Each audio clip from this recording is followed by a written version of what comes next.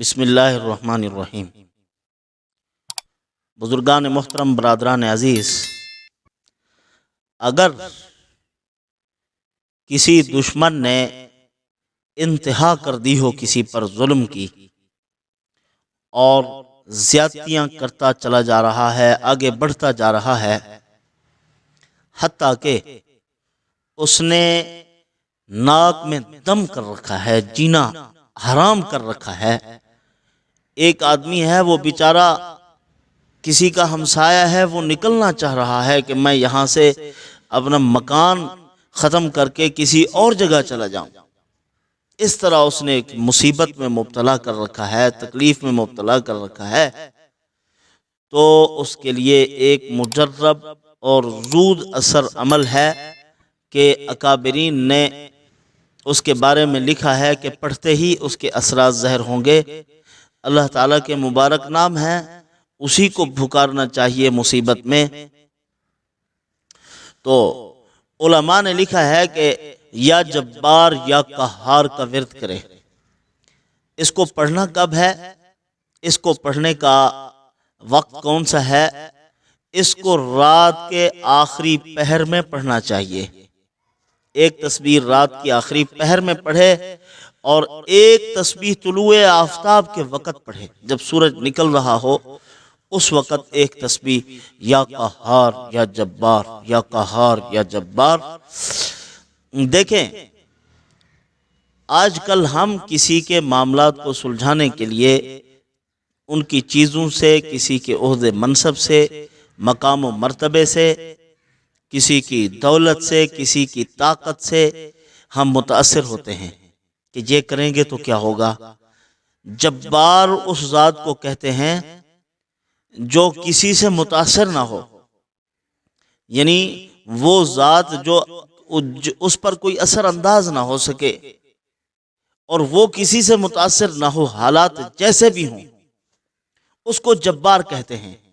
مثال کے طور پر حضرت موسیٰ علیہ السلام کو پیدا کرنا تھا، فرعون نے زمین پہ حالات خراب کر رکھے تھے، پیدا نہیں ہونے دیتا تھا، پابندی لگا رکھی تھی، حتیٰ کہ ہم بستری پر پابندی لگائی اور جو پیدا ہو گیا اس کو قتل کرنا شروع کر دیا۔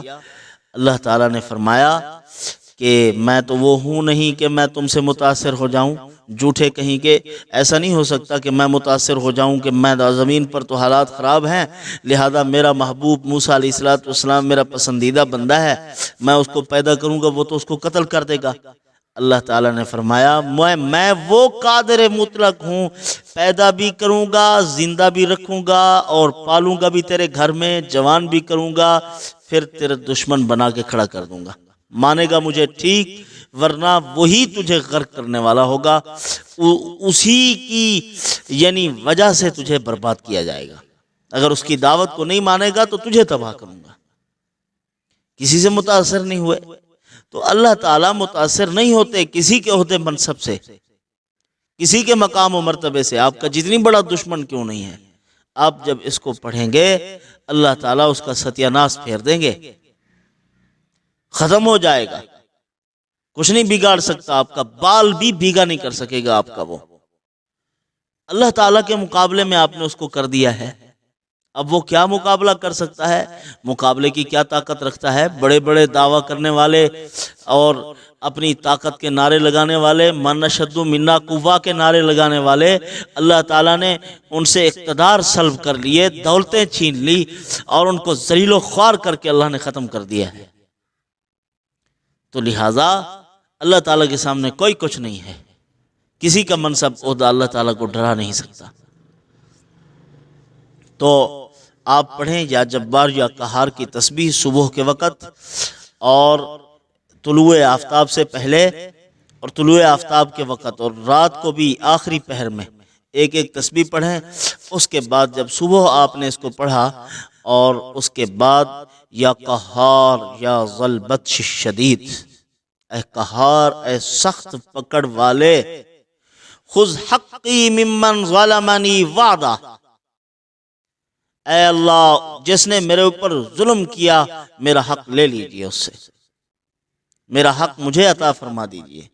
اس نے میرے اوپر ظلم کیا ہے، زیادتی کی ہے، تو آپ نے خود اس کے تقابل میں نہیں کھڑا ہونا، اب اللہ کے سپرد کر دیں۔ اللہ تعالیٰ کا انتقام بہت سخت ہے، نہ جاؤ اس کے تحمل پر کہ بے ڈھب ہے گرفت اس کی، ڈر اس کی دیر گیری سے کہ سخت ہے انتقام اس کا، جب پکڑتا ہے تو چھوڑتا نہیں ہے۔ تو بہرحال ان معمولات کو کیجئے، اللہ تعالیٰ مجھے آپ کو اپنی عافیت میں رکھے۔ وما علینا الا البلاغ۔